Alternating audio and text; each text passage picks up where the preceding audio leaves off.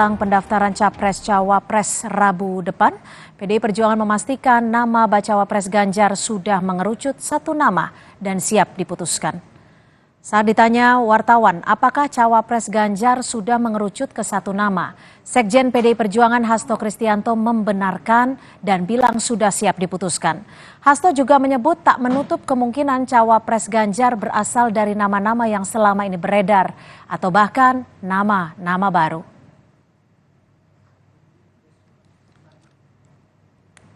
Sudah ada satu nama atau masih ada beberapa nama yang diberikan? Ya namanya udah siap diumumkan kan. Satu nama ya? Satu nama berapa? Ya, Kabarnya sempat ketemu Bu Mega.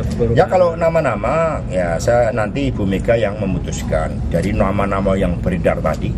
Apakah akan muncul nama baru sebagai suatu upaya untuk membangun konsolidasi politik. Ketua Umum Hanura, Osman Sabtaodang, salah satu rekan koalisi PDI Perjuangan mengusung Ganjar menyatakan nama Cawapres Ganjar diumumkan pada hari Rabu. Namun soal siapa kandidatnya, Oso mengaku belum ada pembicaraan. Dan untuk wapresnya mudah-mudahan aja Rabu depan. Pak, info yang berkembang katanya Pak Mahfud, Pak. Menurut Bapak bagaimana, Pak? Loh, ini saya kan belum diajak bicara. Nanti kalau udah diajak bicara saya sampaikan. Ya minggu depan lah, minggu depan. Jangan, ya, Rabu insya Allah, Rabu ya, insya Allah.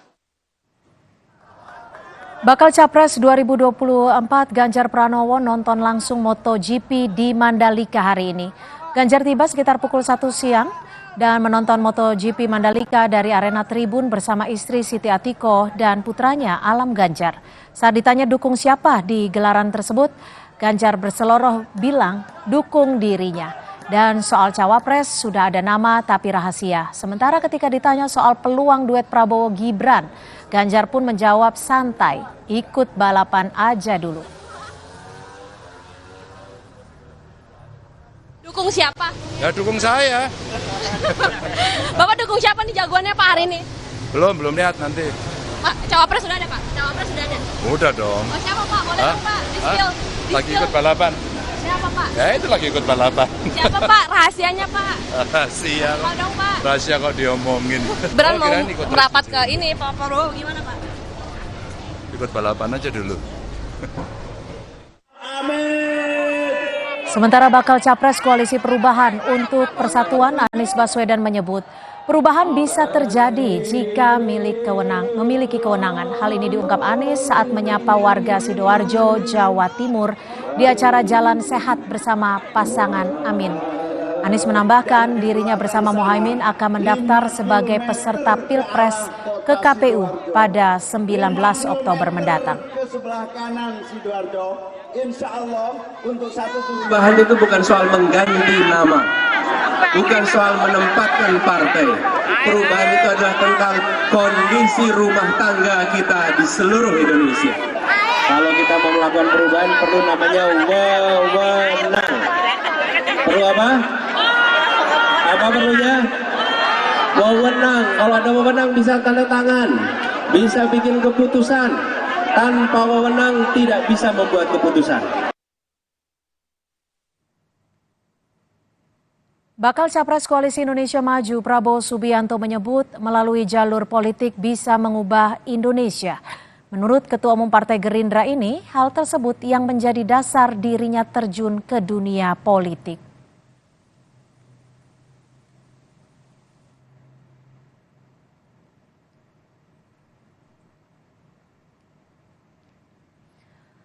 Saudara, PDI Perjuangan mengklaim bakal calon wakil presiden pilihan untuk Ganjar Pranowo sudah mengerucut ke satu nama. Benarkah momentum pengumuman Cawapres Ganjar dilakukan dengan melihat peta politik usai sidang putusan MK?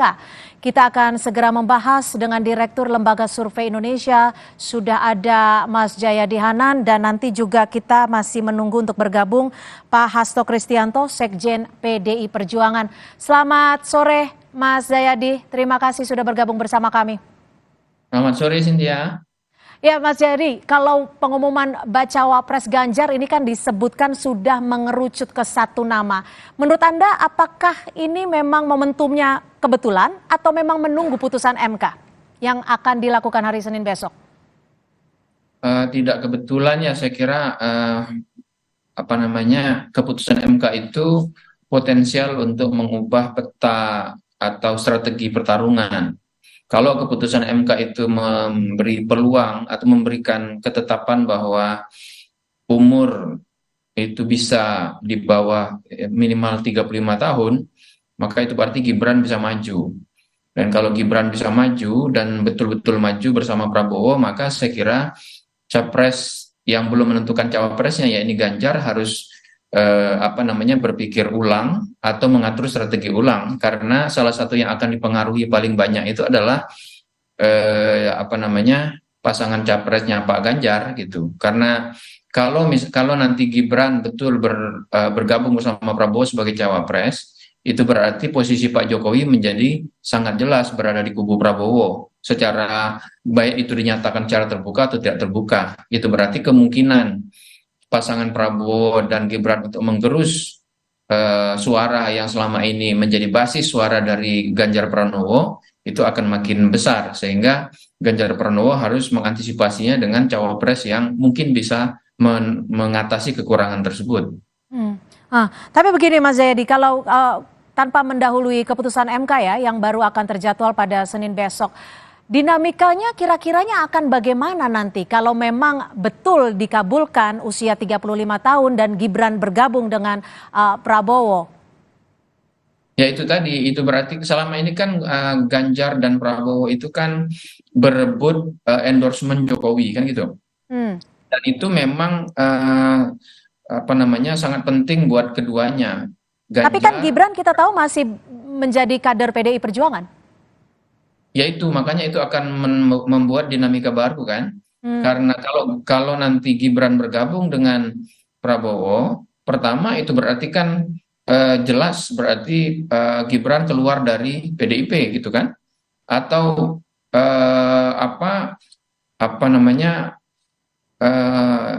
tidak bisa lagi dianggap sebagai bagian dari kubu Ganjar kalau yang memang begitu. Yang kedua, itu juga berarti bahwa Jokowi sebagai yang selama ini mengendorse baik Ganjar maupun Prabowo, itu berarti kan sudah sangat jelas baik dinyatakan terbuka atau tidak itu berada di kubu Prabowo karena ada Gibran di situ. Nah itu kan akan mengubah peta dan strategi pertarungan, terutama antara kubu Prabowo dan kubu Ganjar.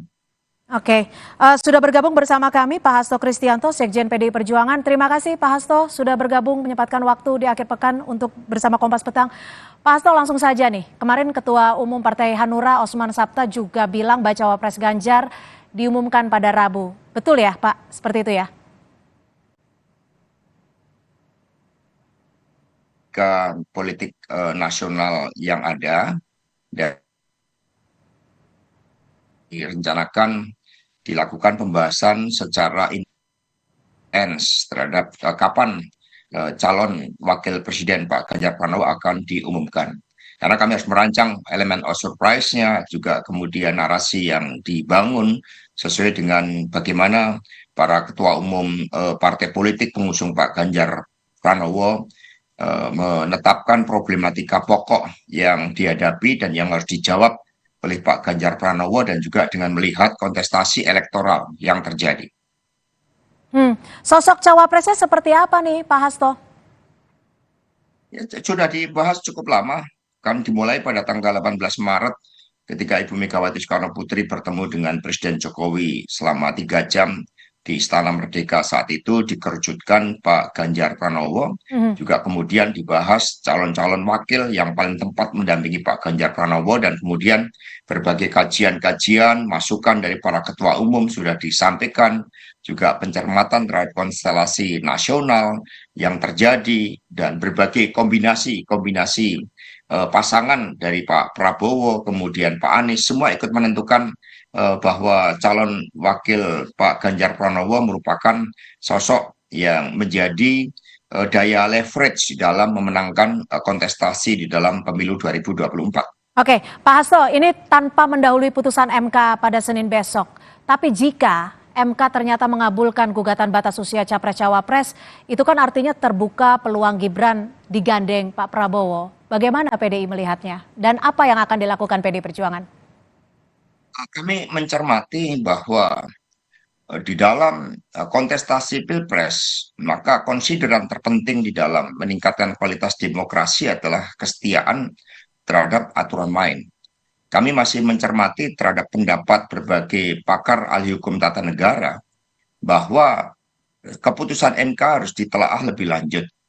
Ketika keputusan MK hanya mengatakan bahwa ketentuan usia 40 tahun itu bertentangan dengan konstitusi, maka itu sifatnya final and binding. Demikian pula kalau keputusannya tidak bertentangan dengan konstitusi. Tetapi kemudian ketika keputusan MK menambahkan suatu klausul baru yang tidak termuat di dalam undang-undang tentang pemilu presiden dan wakil presiden, maka keputusan MK tersebut tidak otomatis berlaku. Karena MK tidak memiliki fungsi legislasi, tidak memiliki suatu fungsi di dalam menambahkan materi-materi muatan yang baru. Sehingga harus dilakukan perubahan terhadap undang-undang pemilu presiden dan wakil presiden, baru materi muatan yang dimasukkan oleh Mahkamah Konstitusi itu berlaku sebagai hukum.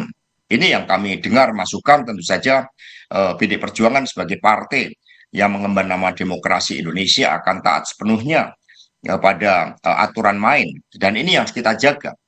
Karena bagaimanapun juga MK merupakan benteng terakhir konstitusi dan juga benteng dari demokrasi itu sendiri. Ini yang saat ini dicermati oleh PDI Perjuangan sebagai pendukung dari Presiden Jokowi yang sangat konsisten. Kami mencermati suara-suara yang berkembang di tengah rakyat. Suara para pakar hukum Mahkamah Konstitusi, karena ini menjadi pilar yang sangat penting untuk mengawali seluruh tahapan pemilu presiden.